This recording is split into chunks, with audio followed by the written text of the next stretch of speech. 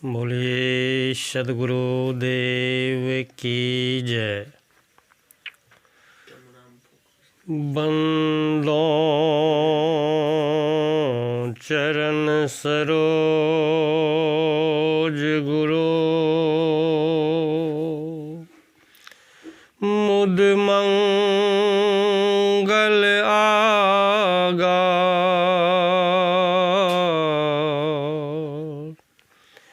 जेहि सुमरत नर हो तू है,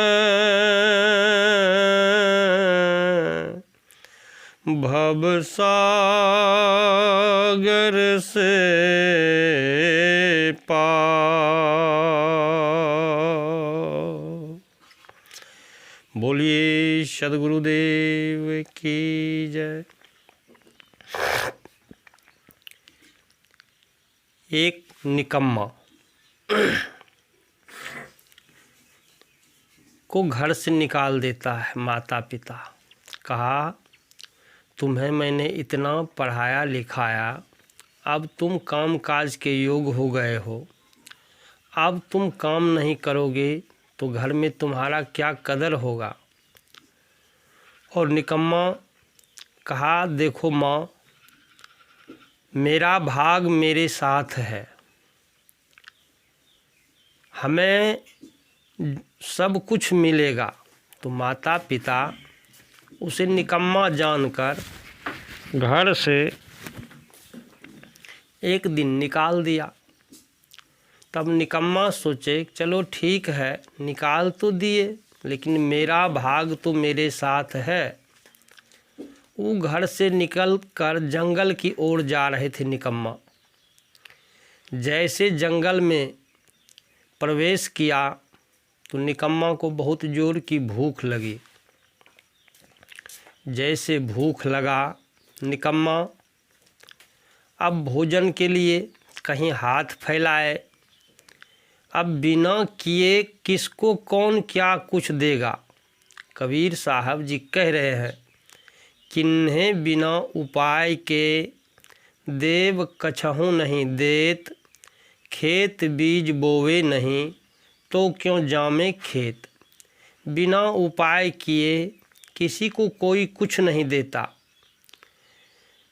तो निकम्मा भूखे प्यासे जंगल की ओर प्रवेश कर रहे हैं। बहुत दूर एक कुटिया दिखाई दिया। वह भी कुटिया एक लंगड़ा महात्मा जी रहते थे। उस कुटिया में हाथ नहीं थे, दोनों हाथ कट गए थे किसी कारणवश। तो महात्मा जी के जब कुटिया में निकम्मा पहुंचा तो निकम्मा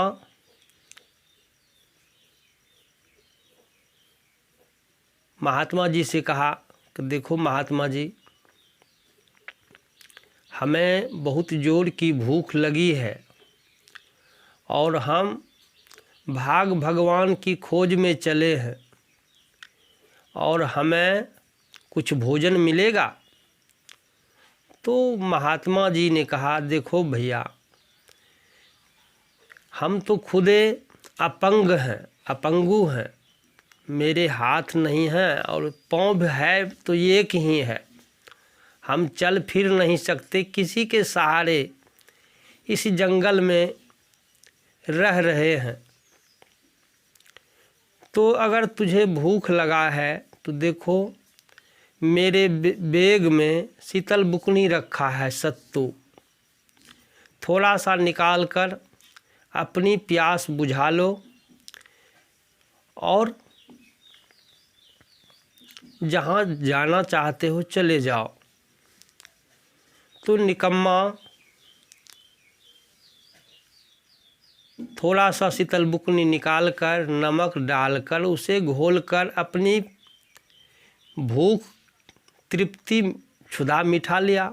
जब क्षुधा मिटा लिए, पानी पीकर निकम्मा अब राह चलने वाले ही थे। तब तक में वो लंगड़ा महात्मा पूछने लगा, अरे भाई, निकम्मा कहाँ जा रहे हो? तो निकम्मा ने कहा, हम अपने भाग भगवान की खोज में जा रहे हैं। तो लंगड़ा ने कहा कि अरे भाई निकम्मा, तुम तो बड़े उपकार के काम कर रहे हो, तुम भगवान की खोज में जा रहे हो तो भगवान से मेरा भी भाग पूछ लेना। जंगल में एक लंगड़ा महात्मा रहते हैं, उसे हाथ दोनों नहीं हैं, पाँव है तो एक ही है, वह भी भूखे प्यासे किसी दिन रह जाता, उसे भोजन क्यों नहीं मिलता, उसका भाग क्यों नहीं मिलता, मेरा भाग पूछ लेना। तो निकम्मा ने कहा, ठीक है भैया, पूछ लूँगा। अब पूछ लूँगा। यहाँ से फिर राह चलने लगा। चलते चलते चलते एक गांव दिखाई दिया। गांव में कुछ लोग आपस में लड़ रहे थे। एक चौराहे पर सब लोग खड़ा होकर लड़ झगड़ रहे थे। जैसे लड़ रहे थे तो निकम्मा उस बीच में घुस गए और कहने लगे, अरे भैया, तुम सब लड़ क्यों रहे हो, क्या बात है? तो किसी ने कहा, मेरा हक छीन लिया, मेरा हक नहीं देता, इसीलिए हम लड़ रहे हैं। अब इसीलिए लड़ रहे हैं तो कहा, इसके लिए लड़ना नहीं चाहिए, बैठकर आपस में कुछ विचार कर लेना चाहिए। लड़ना तो मानव का धर्म नहीं है, लड़ता तो पशु है। कुछ देर बाद फिर सब लोग पूछा, अरे भैया, तुम उपदेश तो बड़े अच्छे करते हो, कहाँ जा रहे हो?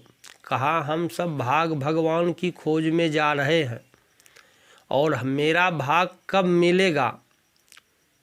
तब सब लोग कहने लगा, अरे भैया निकम्मा, तुम मेरा भी भाग पूछ लेना भगवान से कि मेरा भाग क्यों नहीं मिलता और हम लोग क्यों लड़ते हैं।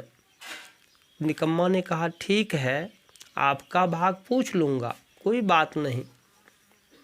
फिर निकम्मा राह चलने लगे। चलते चलते चलते चलते निकम्मा, कबीर साहब जी कह रहे हैं, चलते चलते पगू थका, नग्र रहा 9 कोस, बीचही में डेरा पड़ा, कहूँ कौन को दोष। मनुष्य सारा जीवन चलते चलते उसका पाँव थक जाता है, ना उस नगर तक पहुँच पाता है और बीच में ही डेरा इस मनुष्य का है, बीच ही में डेरा पड़ा, कहूँ कौन को दोष। आकाश और पाताल के बीच में मनुष्य का डेरा है और लेकिन अपने मंजिल तक नहीं पहुँच पाता मनुष्य, बीच ही में उसका समाप्ति हो जाता है। जैसे पहुँचा, राह तो चल दिए, कुछ देर जब दूर पहुँचा तो बाघ मिला। अब बाघ रोक लेता है। जैसे बाघ रोक लिया तो निकम्मा कहने लगा, करे भाई सिंह, तुम्हारा तो हम आहार हैं ही, लेकिन अभी तुम मुझे मत खाओ, अब मुझे अभी छोड़ दो। अभी हम भाग भगवान की खोज में जा रहे हैं, तलाश में। उधर से जब लौटेंगे ना तो तुम हमें खा लेना। तो अब सिंह भी सोचने लगा, करे ये तो भाग भगवान की खोज में जा रहे हैं। अरे भैया निकम्मा, सिंह ने कहा, अरे भैया निकम्मा, मेरा भी भाग पूछ लेना, शरीर तो हमें सिंह का दिया, लेकिन रोज हमें मांस खाने को नहीं मिलता, मनुष्य नहीं मिलता। क्या कमी है हम में? थोड़ा मेरा भी भाग पूछ लेना। अब मेरा भी भाग पूछ लेना। इतने देर तो निकम्मा ने कहा, अरे ठीक है, तुम्हारा भी भाग पूछ लूँगा। अब यहाँ से निकम्मा चलने लगे। फिर रास्ता तय किया। चलते चलते चलते चलते एक भ्योबन जंगल में, सुन जंगल में पहुँच गए। वहाँ एक महात्मा जी रहते थे, भाग भगवान नाम के। और महात्मा जी का नाम ही था भाग भगवान। अब ये निकम्मा जब पहुँच गए तो थके मंदे थे, पहुँच तो गए। अब वहाँ जाकर कहने लगे कि महाराज पहले हमें भोजन दो। कुछ दिन पहले हम बहुत दूर से चलकर आ रहे हैं और हमें बहुत जोर की भूख लगी है। अब आप तक तो हम पहुंच ही गए हैं, लेकिन हमें भोजन चाहिए। तो वह भाग भगवान जब सबको की भाग लिखते हैं तो वह भोजन दिया और निकम्मा से कुछ कुशल मंगल पूछा। निकम्मा ने कुशल मंगल बताया। तब भोजन करके कहा, अब जो हमारा शरीर आपने दिए हैं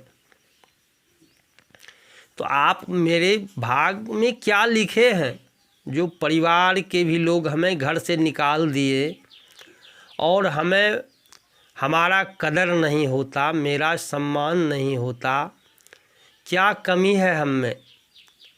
फिर भाग भगवान ने कहा कि देखो निकम्मा, 3 बार तुझे भाग मिलेगा। अब 3 बार तुझे भाग मिलेगा तो निकम्मा खुश हो गए। कहा अच्छा 3 बार हमें भाग मिलेगा। खुश हो गए और फिर भोजन किया और वहाँ से फिर आदेश लिया भाग भगवान से और चल दिए पुनः घर की ओर। अब चल दिए, 3 बार भाग मिलेगा। गए तो सीधा, लेकिन आए उल्टा। तो पहले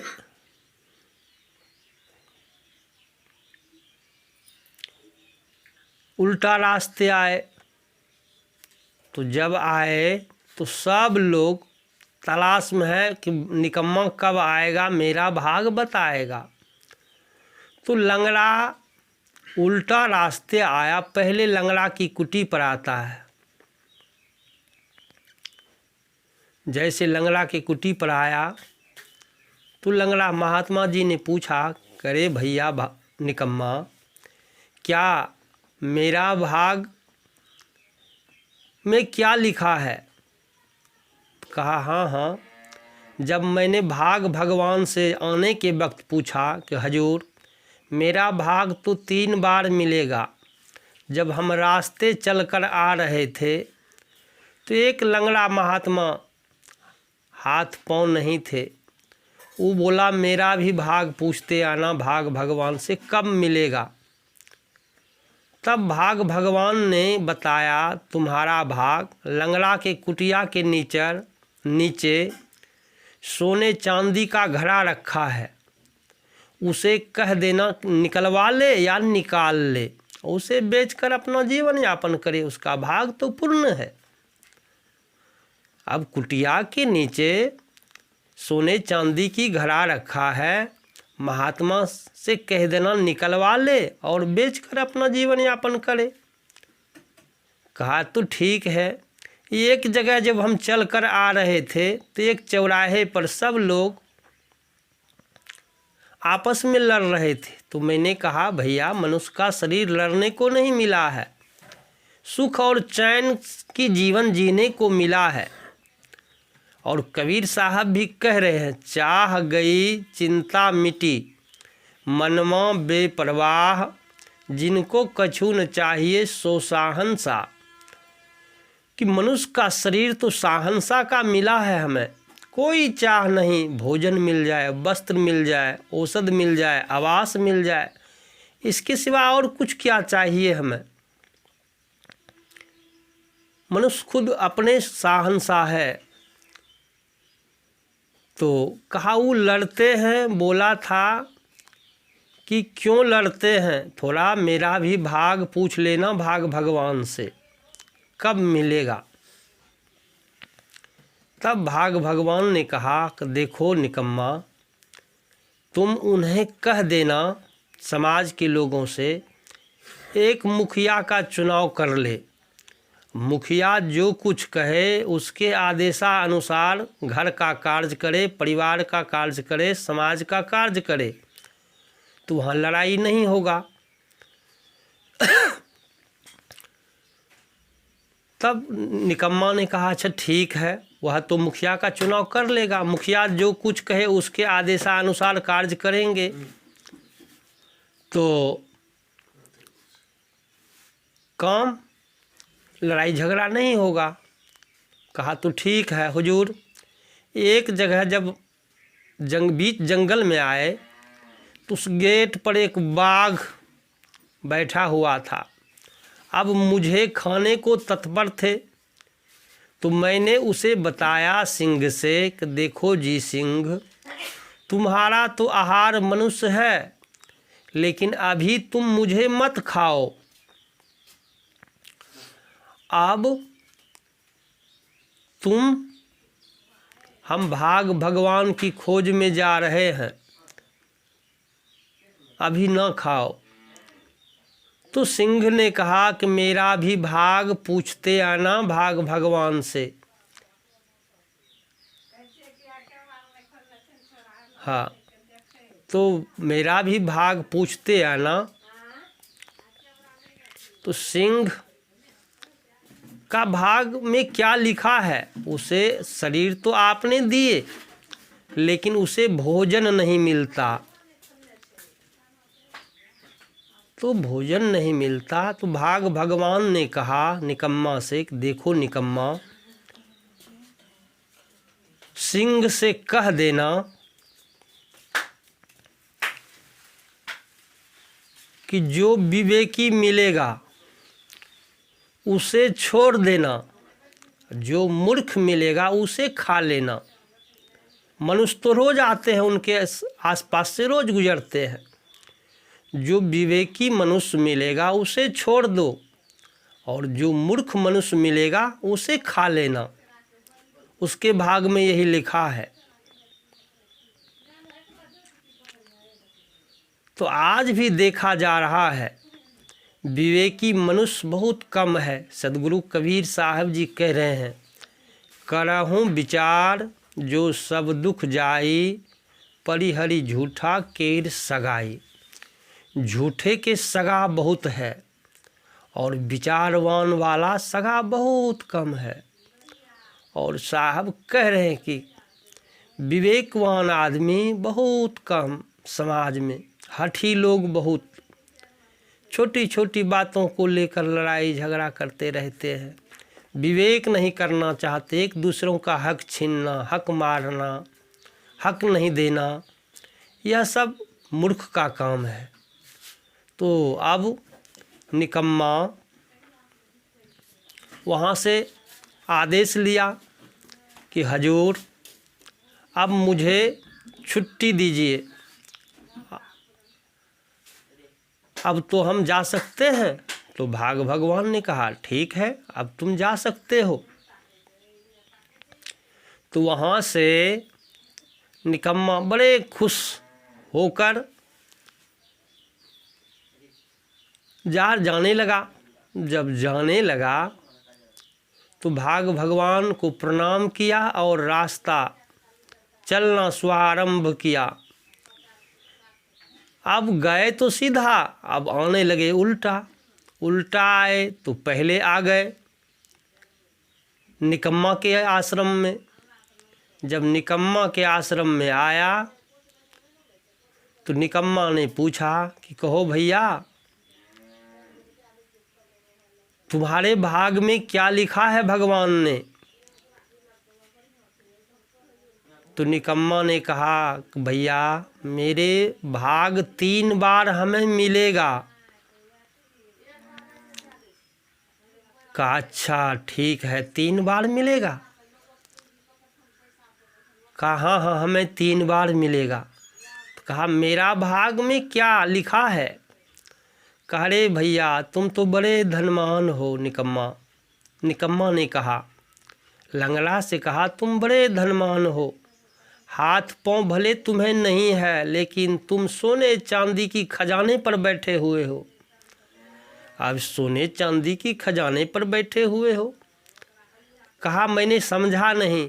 तो निकम्मा ने कहा तुम्हारा झोपड़ी जहाँ है ना, उस झोपड़ी के नीचे सोने चांदी की कलसी रखा हुआ है और बहुत रत्न रखा हुआ है। भाग भगवान ने बताया उसे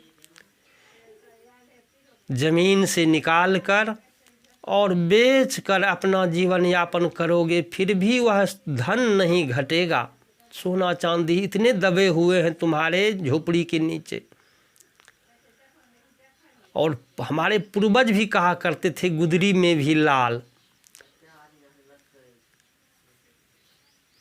और साहब कह रहे हैं, लाली मेरे लाल की जित देखूं तितलाल, लाली देखन मैं गई, मैं भी हो गई लाल। तो उसके हाथ पांव भले नहीं है, लेकिन महात्मा है विवेकी। हाथ भले नहीं हैं, पांव भले एक ही है, लेकिन महात्मा जी बड़े धनवान। तब महात्मा लंगड़ा कहने लगा, अरे निकम्मा, अब हम किसे बुलाऊंगा? तुम इस सोने चांदी को निकाल लो मेरे झोपड़ी के नीचे से, आधा तुम ले लेना, आधा हमें दे देना। चूँकि तुम भाग बताया, जनाया तो तुम ही है, और गुरु का काम क्या है? मार्गदर्शक। अब तुम मेरा गुरु हो, आधे तुम ले लो और आधे हमें दे दो। निकम्मा ने कहने लगा, अरे हम ही तुम्हें भाग बताया और हम ही तुम्हें निकाल कर अब हम भी ले लें और तुम्हें भी दे दें, इतना काम हमसे नहीं होगा।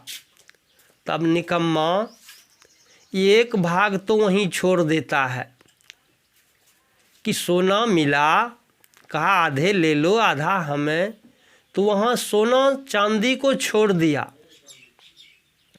एक भाग तो निकम्मा का यहीं कट गया नहीं लेने पर, कि उल्टा जवाब दिया कि हम ही तुम्हें निकाल दूं और हम ही तुमसे ले लूं, या हमसे नहीं होगा। एक भाग निकम्मा ने यहीं छोड़ दिया।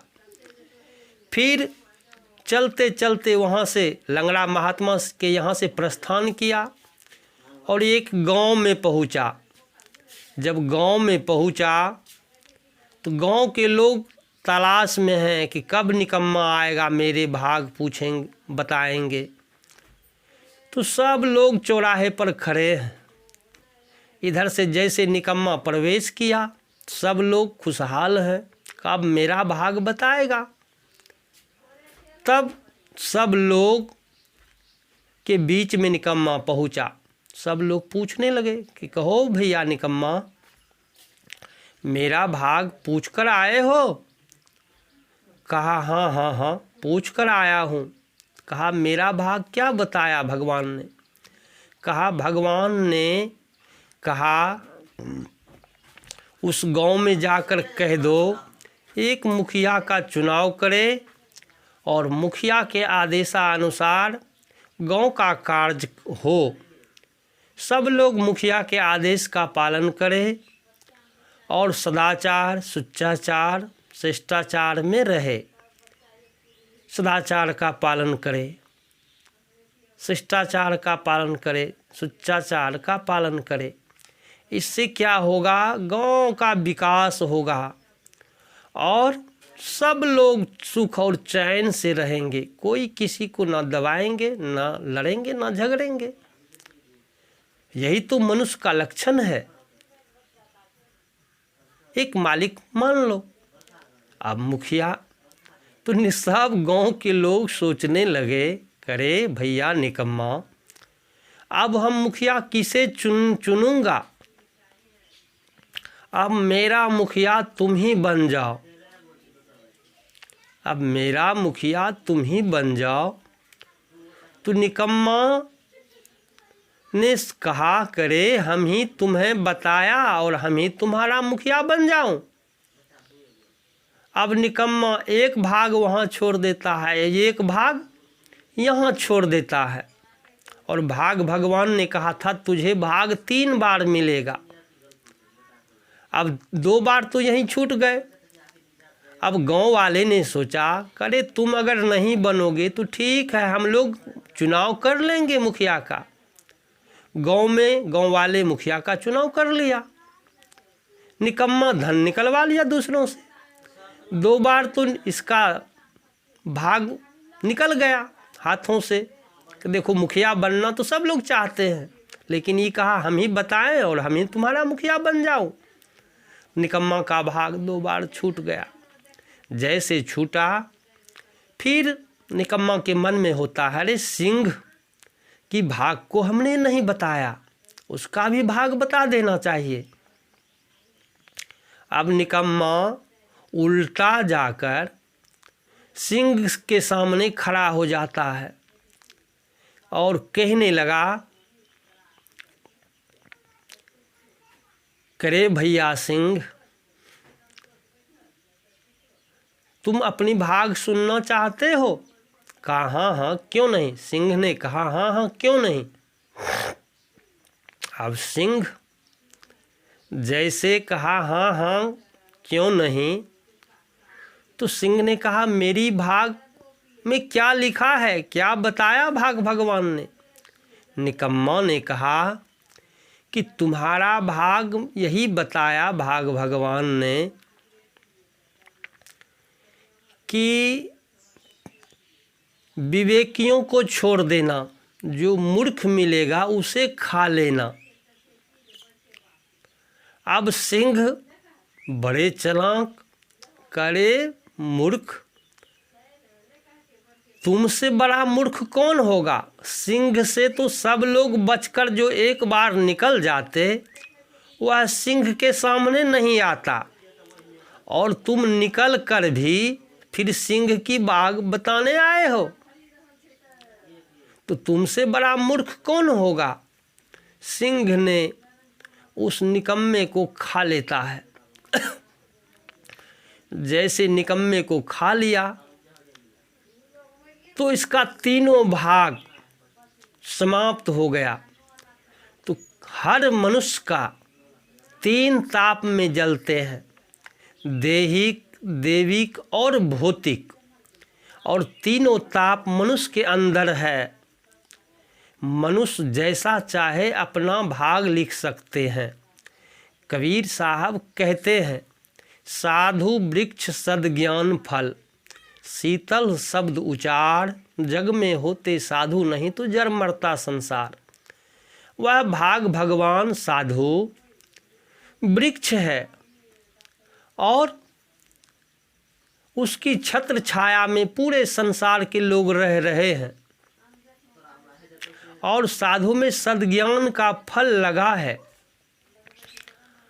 और शीतल शब्द उचार, जग में होते साधु नहीं तो जर मरता संसार। साधु कहते हैं कि अरे शीतल शब्द का उच्चारण करो, और इंसान कटु शब्द का उच्चारण करते हैं। प्रयोगशाला में अब देखा जाता है, जिस आदि पुरुष की हमने चर्चा किया तो सब लोग सार शब्दों को छोड़कर असार शब्दों में उलझे हुए हैं। तो कबीर साहब जी कह रहे हैं, सार शब्द से बाँची हो, मानहु इतबारा हो। आदि पुरुष एक वृक्ष है, निरंजन डारा हो। त्रिदेवा शाखा भय, पत्र संसारा हो। ब्रह्मा वेद सही कियो, शिव योग पसारा हो। ब्रह्मा वेद सही कियो, शिव योग पसारा हो। तीन लोक दसहों दिशा, येम रोकनी द्वारा हो। कीर भय सब जियरा, लिए विष का चारा हो। ज्योति स्वरूपी हाकिमा, जिन अमल पसारा हो। कर्म की बंसी लाई के, पकड़ो जग सारा हो।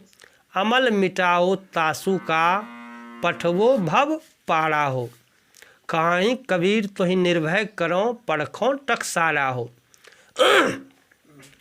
अब साहब कह रहे हैं कि संसार के लोग सार शब्द से बचना चाहते हैं और आसार शब्दों में उलझना चाहते हैं।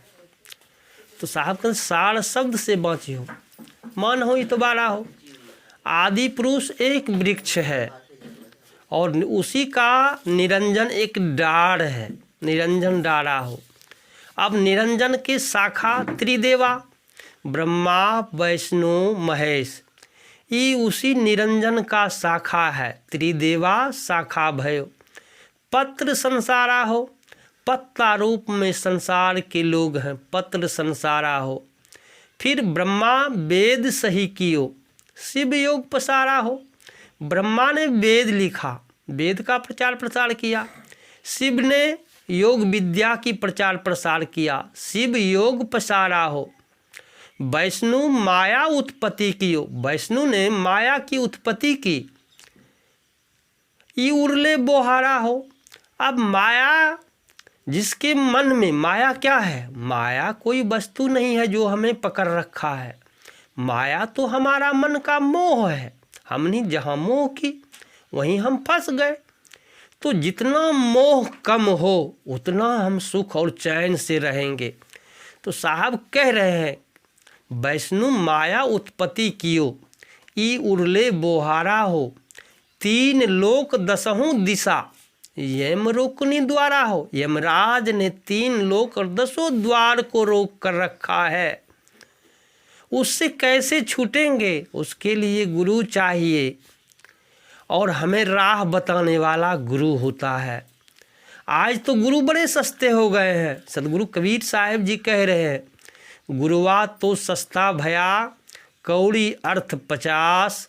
अपने तन की सुधि नहीं, शीश करन की आस। गुरु आज बड़े सस्ते हो गए हैं और अपने तन की तो सुधि नहीं है और शीश करने की आस लगाए रहते हैं। क्योंकि क्यों? पैसा के लिए।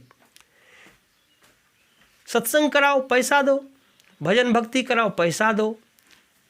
लेकिन आज से पूर्व जितने संत महात्मा थे वह सब निर्लोभी थे, कोई लोभ नहीं, सब मुफ्त में सेवा। हमें क्या चाहिए? भोजन, वस्त्र, औषध, आवास, बस मुफ्त में सेवा। कल क्या होगा उसका परवाह मत करो, उसका चिंता तो मेरे स्वामी करेंगे। तो अंत में वैष्णु माया उत्पत्ति की हो। माया हमारे मन की मोह है और मोह जितना घटेगा उतना सुख बढ़ेगा, जितना मोह बढ़ेगा उतना दुख बढ़ेगा। तो साहब कहें, ई उरले बोहारा हो। तीन लोक दसहों दिशा, यम रोकनी द्वारा हो। यम है वासना, यम रोकनी द्वारा हो। कीर भय सब जीरा, कीड़ा रूप में सब जीरा है। जैसे देखो गोबरोला कीड़ा को, वह गोबर की गोली बनाकर उसे घड़काते हुए चले जाता है। उधर से कोई गाड़ी आया और उस पर चढ़ जाता है, उसका मौत हो गया। तो उसी यही दशा मनुष्य की है।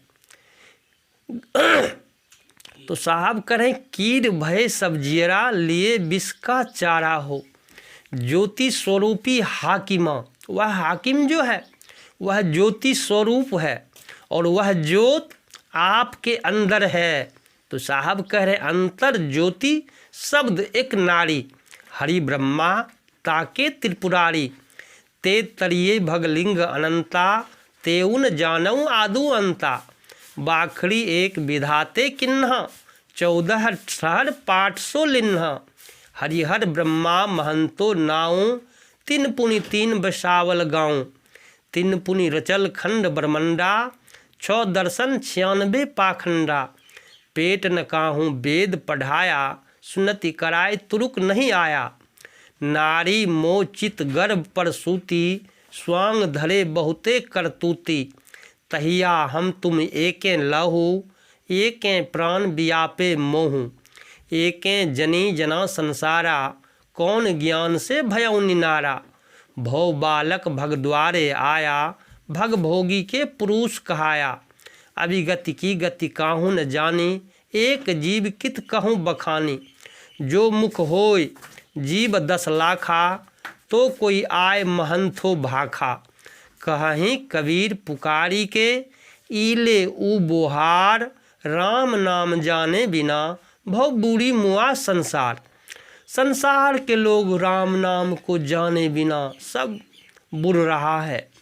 तो साहब कह रहे हैं ज्योति स्वरूपी हाकिमा, जिन अमल पसारा हो, कर्म की बंसी लाई के, कर्म की बंसी लो हाथ में और कर्म की बंसी लाई के पकड़ो जग सारा हो, अमल मिटाओ बुरी आदतों को मिटाओ।